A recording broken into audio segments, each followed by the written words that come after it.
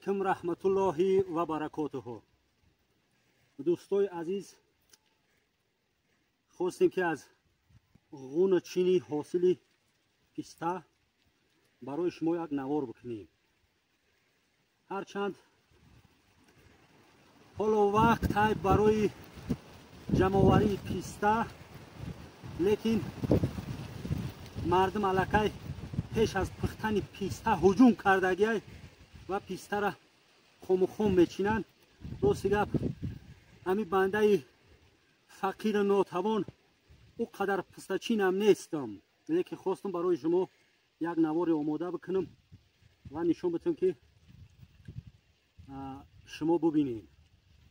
کسایی که دور از وطنند یا کسایی هستند که دیگر کارشون زیاد به وطن به دهات جایا سفر کردن نمیتونن و پیستا را بر دست چینده نمیتونن، وقتشون کمی میکنه، به همون خاطر ما ویدیو میکنیم.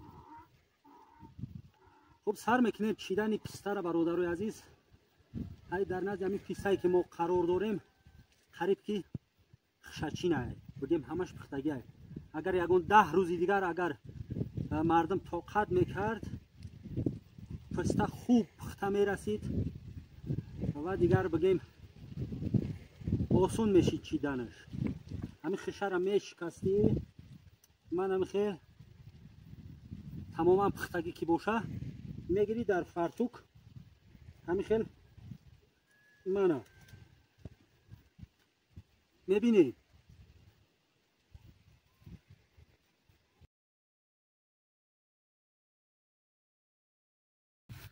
این همین خشای پیستا 90% پختگی هست. بعضن کلانسالا هم میآیند، بعضن کودک ها هم میآیند برای یک دو دانه که در خشه پختگی هست به اصطلاح روسی بگیم ویست، همین خشه را میکنن میگیرن و خالی میکنن. همین خیل دو دانه پختگیش میریزه در فرتوک، دیگرش میپرتیش میروه. پیستایی که ما گرفتیم 90% گفتیم پخته است، حتی زیاد. من یک دانهش بود این با فکرم که مغز نداره. خب من راستی گپ باید که با طبیعت مناسبت خوب داشته باشیم برادرای عزیز. در زمستان در وقت هیزم اکثر مردم میآیه پیستا را نوده های همه خوبشه میبرن، برای علاوی میبرن. بعدم وقتی با موسم پیستا میشوه پیش همه، خصوصا همه آدمایی که نوده های پیستا را میبرن، خصوصا همه انسان ها با میآیند پیش همه پیستا حتی پخته نرسیده هجوم میکنن به پیستا چینی.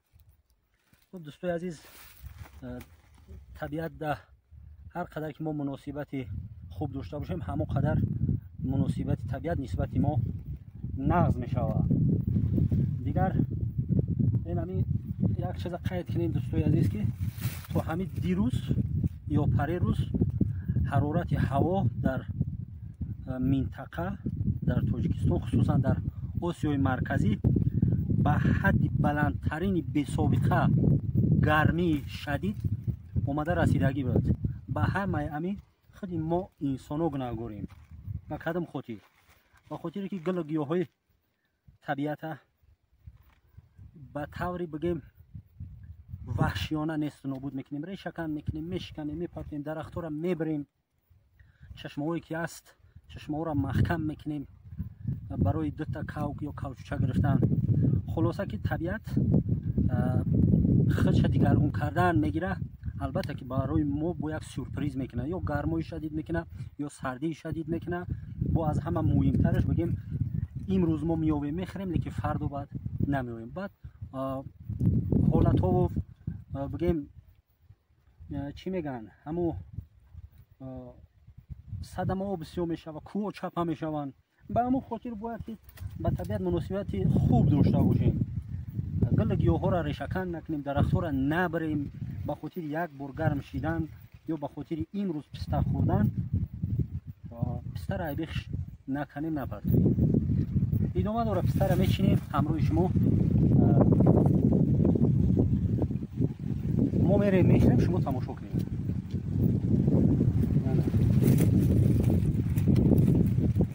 بعضا پستاش در منطقه ما نولواز میگن، نولواز است، لیکن بعضا پستایی که خیلی محکمن، اگر یورا ببریم بشویم تازه کنیم پوستش جدا کنیم در آب تر میکنیم یگون مدت یک 24 ساعت زیادتر، بعدا در آفتاب تفسان یک گوره آفتاب میکنیم زیر شوی آفتاب خودشون پستای نولواز میشوند، بگیم خندان.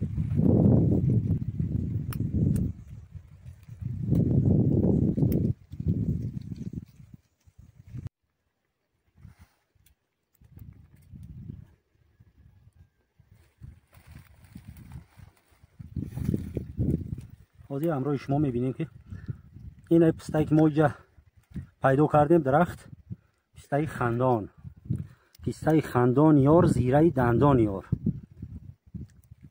از پستای خشک کرده شده دیده پستای تر مزه و لذتش دیگه چون لذت خوب داره. منم دیگر دندان ها را بگیم یکون آزار نمیتیم، فقط همین میگیریم میشکنیم و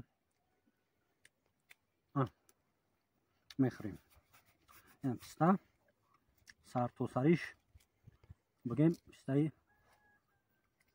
نولواز است، پستای خندان.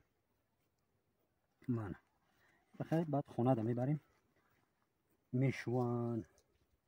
نه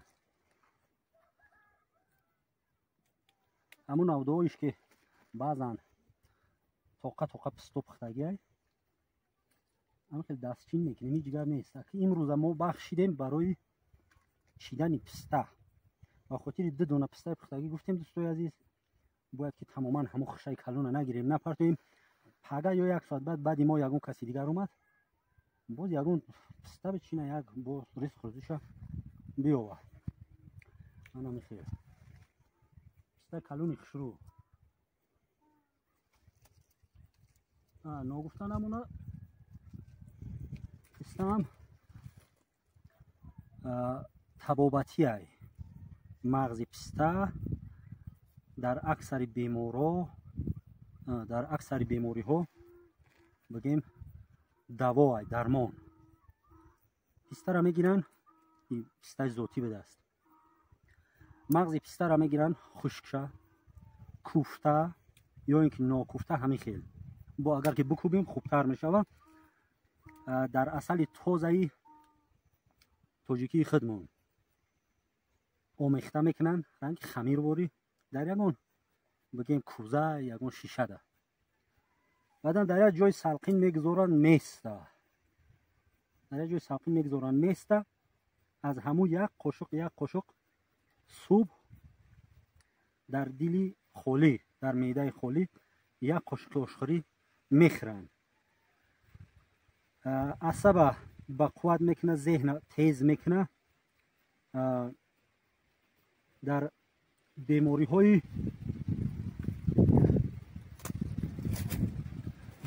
های ذهنی بگیم دوای خوب میشه و بعد آدم با قوت میکنه، مردا را خصوصا کوگ مست میکنه. آدم هم اگر که با یک معیار مقرری دایم بخوره در 15 روز مستت میکنه. ما بسون هم میخویم که مست نشیم.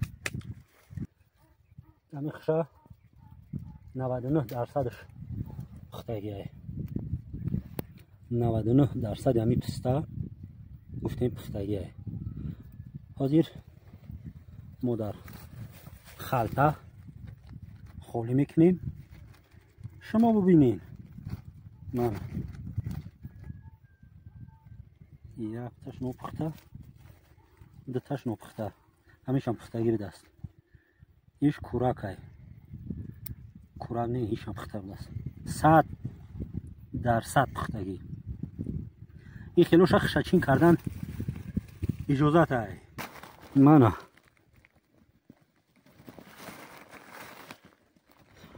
ما برای فروش بگیم خیلی اگر یکون 50 کیلو زیاد اگر بچینیم اون قدرش هم میفروشیم، لیکن خدا میدونه. برای که پسته را گفتیم خم چیندن. این سال گرم اومد، پسته با پختن شروع کرد از 25 یول سالوی گذشته. پارسال قدر پسته نشیده بود بگیم، یعنی در گذشته پسته 10-15 اوگوست پخته میرسید، بعدا مردم میرفت میچین. بالای درخت پسته بر اومدیم. دهه یال ناحیه شمس‌الدین شاهین. برای بعضی برادرایی که نمیدونن که ما اهل کدام منطقه تاجیکستانیم، در اکثر ویدیو در زیرش می نویسن که در کجایی که باشی بگو ما بفهمیم که کجای. راست دیگه ما از دهه دور رفتگی نیستیم، شرایط نیست برای رفتن و نوار کردن از جایهای دیگر. شرایط شد حتما میریم. الان گفتیم ما قرار داریم در دهه یال ناحیه شمس‌الدین شاهین. ما با وزن 92 کیلومون خیلی بالای درخت پسته بر اومدیم. درخت پسته چوبش با اصطلاح بگیم چرسه، زود میشکنه. پوینش غوره، خیلی غوره. میتونی برو ما یک گم که یک نغلطی باشی عجیب پسته. اگر نه تماما خشچینه میده یا یکی کمتر خوفناکه. این پوین غوره، تو پوین میره قطعی پستاد نلواز میشه. بسم الله. غذای نصف روزی ما یعنی چاشت عبارت از نون گرم و پمیدور.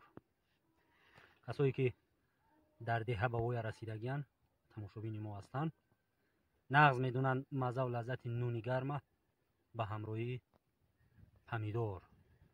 بسم الله الرحمن الرحیم.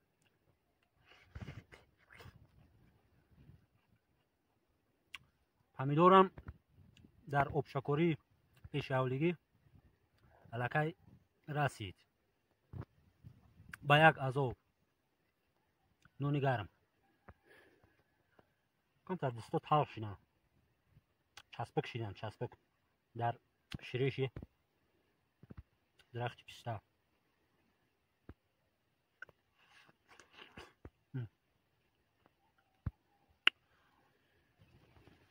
بعضن آدمایی هستن که نمک از زیاد استفاده میبرن. در یک خیلی انسان در حتی شیربرنج شیرم نمک استفاده میبره، لیکن شخصا ما چی تخم آوپز باشد، چی تخم بریون کردگی باشد یا در بادرینگ پمیدور، در کلی چیزا قریب که بگن استفاده نمیبرم. نمک شور باشه نمیخورم، ولی بی نمک باشه به یگان دودیلگی استفاده میبرم. به همون خاطر شاید که ای خیلی دردو بگیم خفا زدگیم. خدا نگه بداره.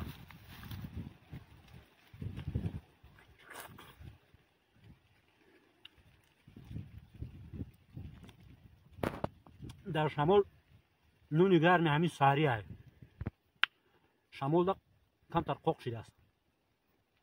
های دندونو تیزن میگذیم میخوریم.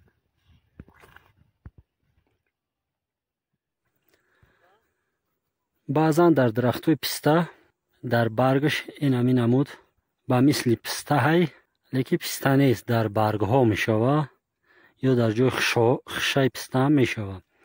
ایرا مردم ما بزغنج میگه. داخلش پر از شیرش همی پسته می شود.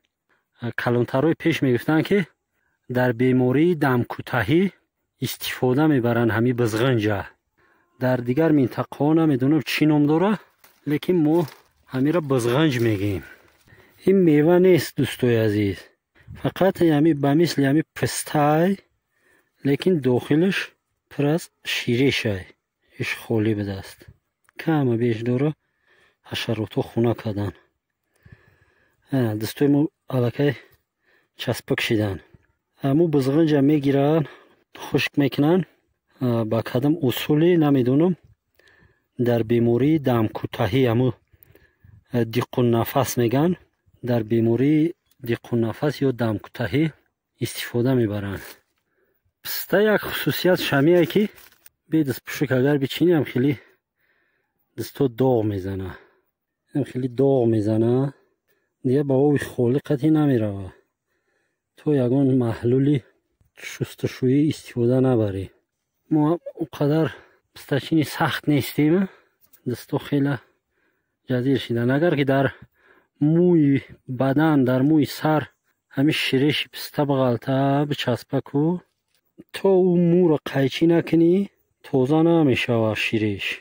کسایی که پسته میچینین یا که چیندگی نیستین مقصد دارین که پسته بچینین، احتیاط کنین در موی سرتون شیرش پسته نچسبه. سراتون در یگون شبکه یگون کلاه رمال ببندین. در آخر دوستای عزیز، با عباره مردمی زدیم چکیدیم اینقدر پسته چیندیم. ساعت هم 10 تا کم یک قریب 10 تا کم یک. خوبی گرمی روز اینقدر چیندیم. اگه ممکن که 12 کیلو 12 کیلو زیادتر هست. قطعی پوست و پکرش پستوی خوب هم، پستوی کلون کلون هم. این را که میبریم میکویم میده میکنیم، پوست را جدا میکنن میشوان، بعدا قاق میکنیم. همین 10 کیلو شاید که 4 کیلو یا 3 کیلو شود. خیلی ما حرکت میکنیم دوستای عزیز طرف خونه و قدر دور نیست. میریم خونه پای کار زندگی با. در امان خدا باشین. خدا نگهبانتون باشه. پستخری بیوین.